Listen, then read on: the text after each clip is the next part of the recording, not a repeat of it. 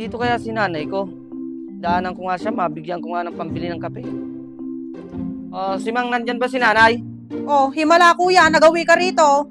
Oo, siyempre, sumahod ako, bibigyan ko ng pera si nanay. Ay, wow, kuya. Ba't ba tinatanong mo pa si Mang? Ang dami mong tanong. Siyempre, tatanungin ko. Alam ko naman yung ugali ng asawa mo. Makwenta. Mamaya, yung ibigay mong pera kay nanay, yan pang simula ng pagmulan ng away ninyo. Ay, wala akong pakialam kahit malaman niya. Ay, siguraduhin mo lang kuya. Baka pag nalaman niya, susugod-sugod na naman yun dito. Awayin niya si nanay. Pag ginawa niya yon, ako nang makakalaban ng asawa mo. Tingnan mo. Ang dami mong alam. Ito. Kumuha ka ng iluto mo dito. Oh, ano na namang ingay yan? Ay, naku, nilalagnat ako. Ang ingay-ingay nyo pa. Kasakit ng ulo ko. Oh, napasyal ka naman, anak. Nanay, dumaan na ako dito. Ibibigay ko tong allowance niyo at saka pambili ng kape. Kunin niyo na to, Nay. Ay, hindi na, anak. Baka magalit na naman si Biba dyan. Hindi, bakit siya magagalit? Ako naman ang nagtatrabaho. Pinaghirapan ko naman to. Sige, Nay, kunin mo na to. Oh, bahala ka. Salamat, ha. Nay, baka humingi na naman si Simang dyan. Huwag mo nang bibigyan, ha. Yang Simang naman na yan. Hindi magtrabaho. Matagal nang natambay. Hayaan mo na, anak. Hindi ko na rin siya pinagtatrabaho para may kasama ako dito sa bahay. Saan naman kayo kumukuha ng panggastos nyo? Nasa pala yung gamit kong pangkalag dito. Ay, andyan, anak. Kaanak, hayaan mo na si Simang. Hindi ko na rin siya pinagtatrabaho para may kasama ako dito sa bahay. Ganun na lang. Saan na lang kayo kumukuha ng panggastos nyo? Sa pensyon ko, anak. Yun na yun. 3 buwan yung inaantay ang pension nyo. Paano na lang kung wala ka na? Di hindi na natutong nagtrabaho yan. Ay, Papaw, tumigil ka na, anak. Baka mamaya mag-away pa kayong magkapatid. Hayaan mo siya kung marinig niya. Nay, uwi na ako, Nay, ha? Sige, anak. Salamat dito, ha. Ayan. Tagal ng papaw na yan, oh. May hulog pa ako mamaya. Nasaan na kaya yun? Sahod niya ngayon, eh. Iluto mo to. Andiyan ka na pala. Magwawalis ka dyan. Wala ka namang binawalisan dyan. Para kang tanga. Oy, halika nga, halika. Sasabihin ako, Bakit ba? huwag mo akong sinisigawan.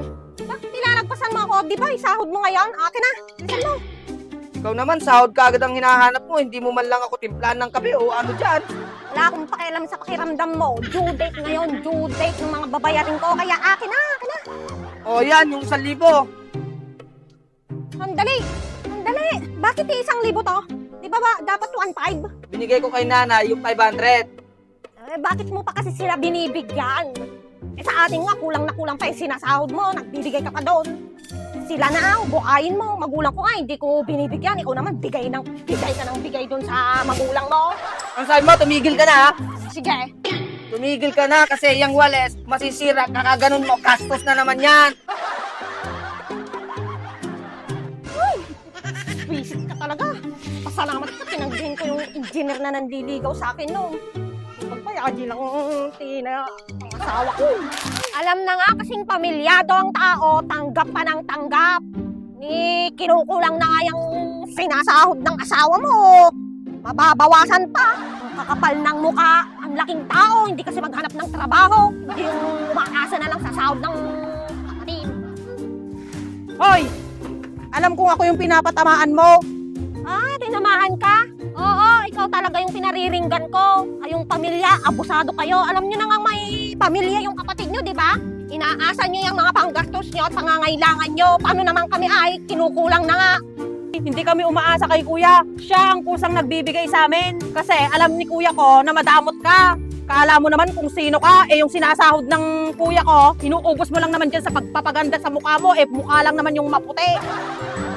Wala kang pakialam. Naiingit ka lang siguro, ha? Dahil, tignan mo naman yung presko, ha? Yung sa'yo, wala ka kasing pang-maintain ang pang-tie dyan sa pagmumukha mo, kadalaga mong tao. Maasa ka? Wala kang pakialam. Inuuna lang kasi namin yung pambili namin ng bigas bago pang pahid-pahid sa mga mukha ninyo. Ay, isa ba? Hindi ako natatakot sa'yo. Ipag lang kita. Ay, nga pala, ayaw pala kitang maging hipag. Bakit? Tingin mo, gusto kita bang ginhipag? Hindi rin, kasi nga pakialamera ka sa buhay namin. Ganon. Anong gusto mo ngayon, ha? Ano? Ano? Kala mo naman kung sino kang Ikaw ka? Nag-aaway na naman kayo. Ewan ko sa inyo yung anak nyo kasi pagsabihan nyo. Ano pang pinagpuputok ng kutsi mo? Kung binigay ng asawa mo, eto ibabalik ko. Hayaan mo na, Nay. Halika na.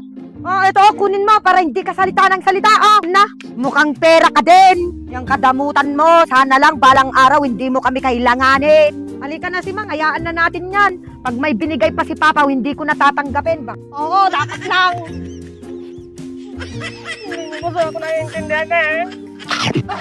Ang dami kong utang.